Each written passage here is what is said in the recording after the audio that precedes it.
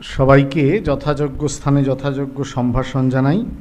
ঠাকুর মা স্বামীজিকে আমার ভূমিষ্ঠ সাষ্টাঙ্গ প্রণাম, আর রবীন্দ্রনাথকেও আমাদের শ্রদ্ধা প্রণাম নমস্কার সব জানাই।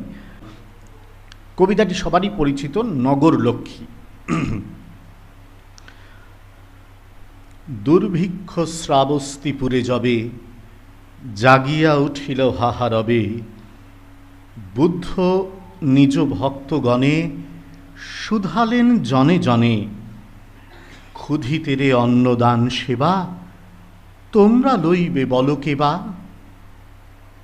শুনি তাহা রত্নাকর শেঠ করিয়া রহিল মাথা হেঁট, কহিল সে করজুরি ক্ষুধার্ত বিশাল পুরী, এর ক্ষুধা মিটাইব আমি, এমন ক্ষমতা নাই স্বামী।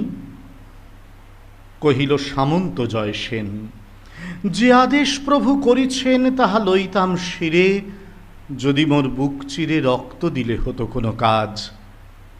মোর ঘরে অন্ন কোথা আজ? নিঃশ্বাসিয়া কহে ধর্মপাল, কি কব এমন দগ্ধ ভাল, আমার সোনার ক্ষেত শুষিছে অজন্মা প্রেত, রাজকর যোগানো কঠিন, হয়েছি অক্ষম দিনহীন। রহে সবে মুখে মুখে চাহে, কাহার উত্তর কিছু নাহি।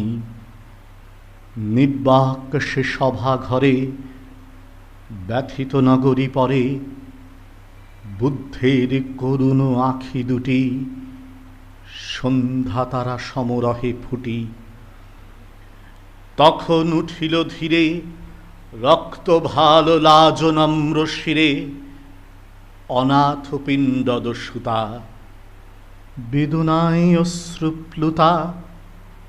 বুদ্ধের চরণের রেণু লয়ে মধু কণ্ঠে কহিল বিনয়ে, ভিক্ষুণীর অধম সুপ্রিয়া তব আজ্ঞা লইল বহিয়া।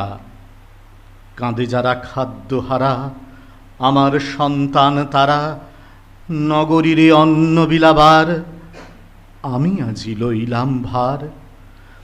বিস্ময়ে মানিল সবে শুনি, ভিক্ষু কন্যা তুমি যে ভিক্ষুণী, কোন অহংকারে মাতি লইলে মস্তকে পাতি এহেন কঠিন গুরু কাজ, কি আছে তোমার কহ আজ। কহিল সে নমি সবা কাছে, শুধু এই ভিক্ষাপাত্র আছে। আমি দিনহীন মেয়ে অক্ষম সবার চেয়ে, তাই তোমাদের পাব দয়া, প্রভু আজ্ঞা হইবে বিজয়া। আমার ভাণ্ডার আছে ভরে তোমা সবাকার ঘরে ঘরে, তোমরা চাহিলে সবে এ পাত্র অক্ষয় হবে। ভিক্ষা অন্নে বাঁচাবো বসুধা, মিটাইব দুর্ভিক্ষের ক্ষুধা। ধন্যবাদ, নমস্কার।